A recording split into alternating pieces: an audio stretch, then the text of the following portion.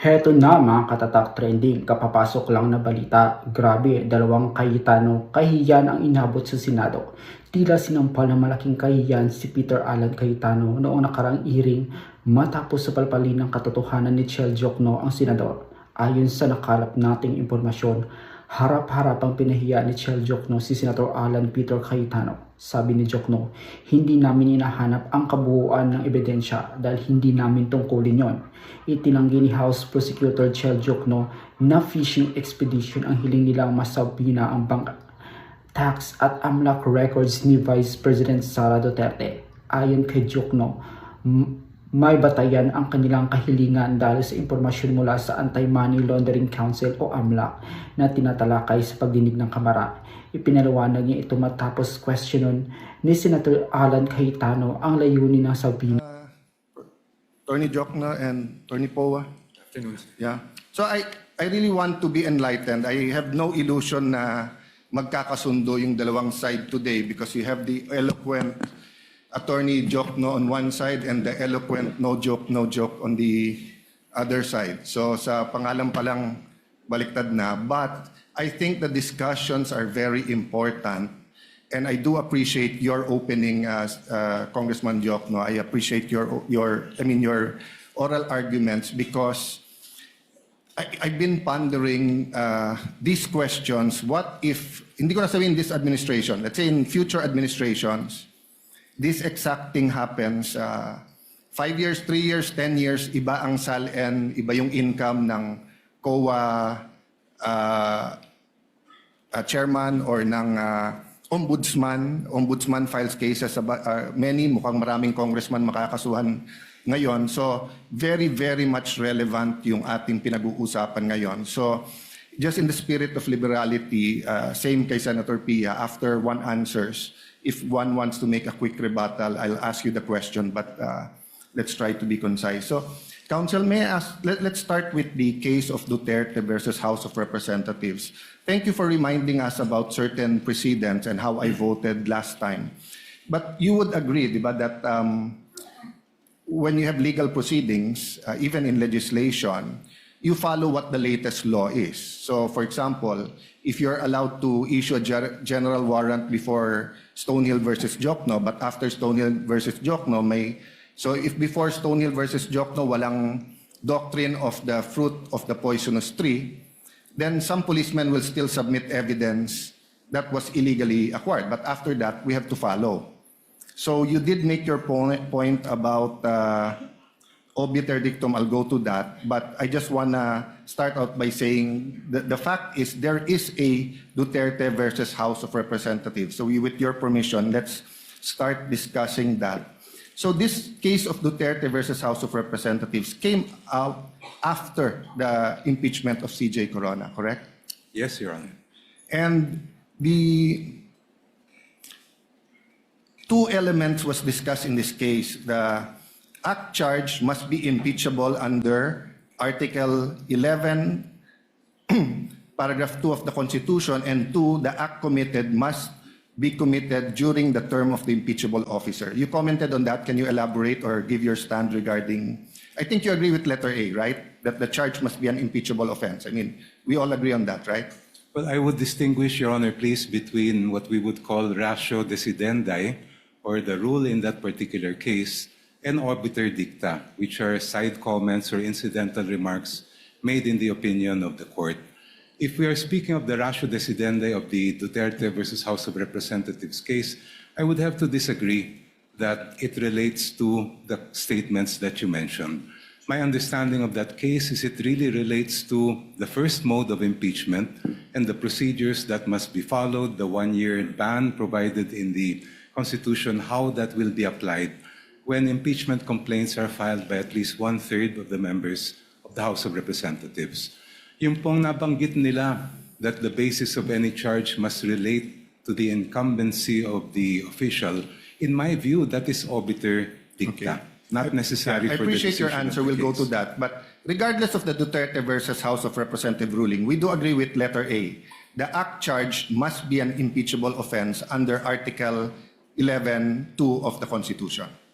I would agree, but if I Yes. may be allowed to just qualify No, this is just a that. general. This is not a trap question. So, No, Your diba, Honor. so the officer has to be impeachable, and the acts charge should be an impeachable offense. And since you have betrayal of public trust, that's quite broad. No? So this is not a trap question. This is just laying the basis. But go ahead if you want to comment on that.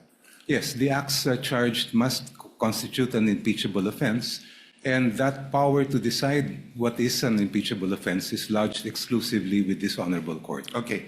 So you disagree that part of the ratio decidendi is the act must be committed during the term of the impeachable officer.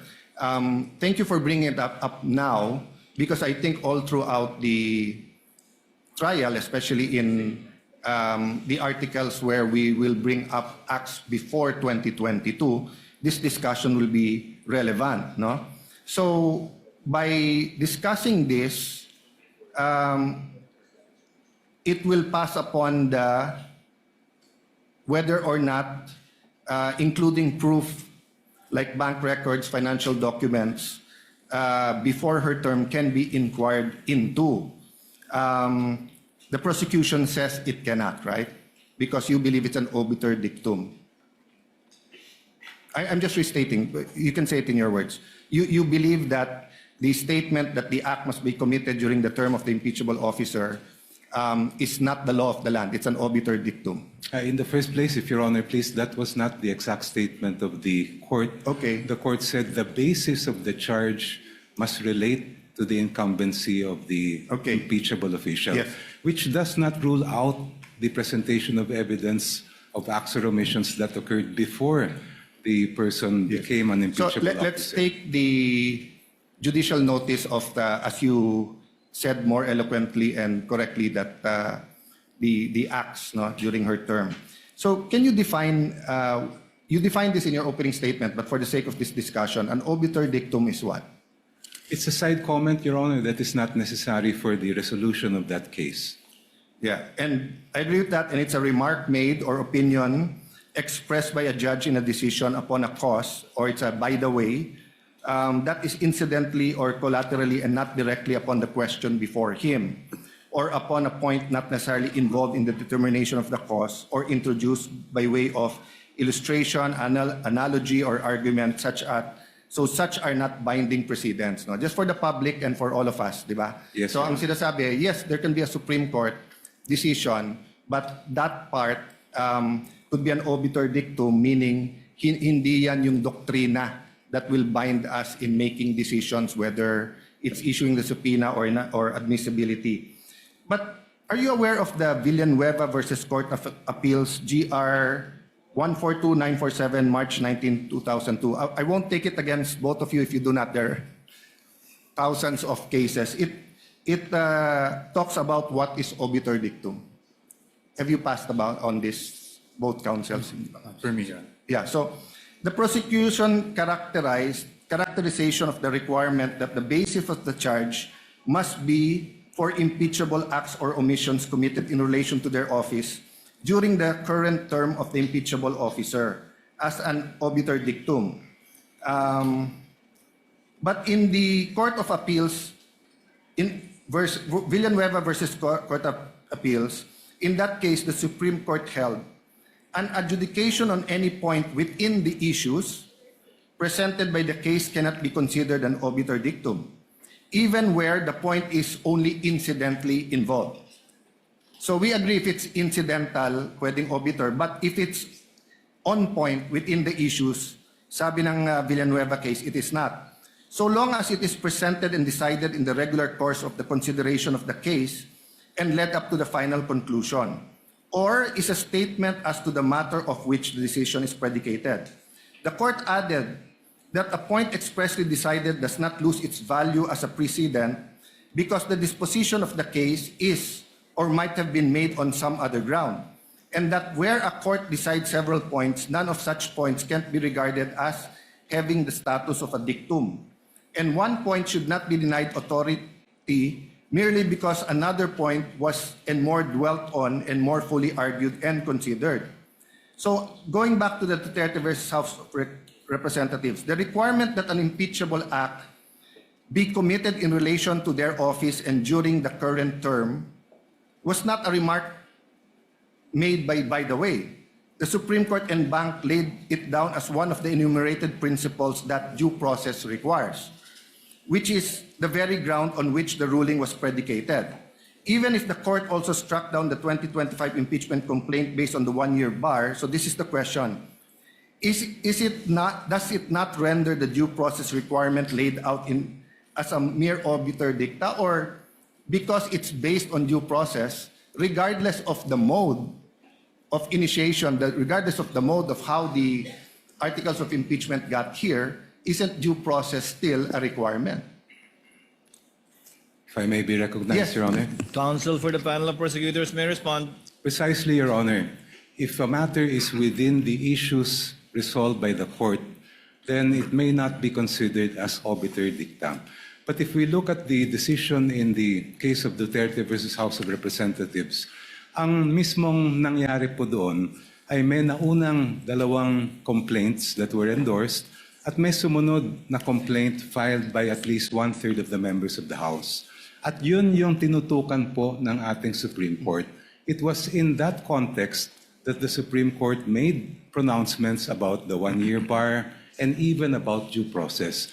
At no time in that case was it ever a fact in issue about the mode of impeachment that is involved in our case today. Ang pinag-uusapan po natin dito ay individual complaints that were then referred by the House to the Committee on Justice, heard by the committee, and then brought back to the plenary, and eventually umabot po dito through articles of impeachment. So kahit may sinabi ang Supreme Court about impeachable offenses in relation to the charges, kami po ay naniniwala na hindi po yan pumapasok o sumasakop sa issues that were decided in that case. I'll not argue with you because that's not my job here. I'll follow the Pia Cayetano style and move to the defense. But just a follow-up question on that. So I respect your belief on that. But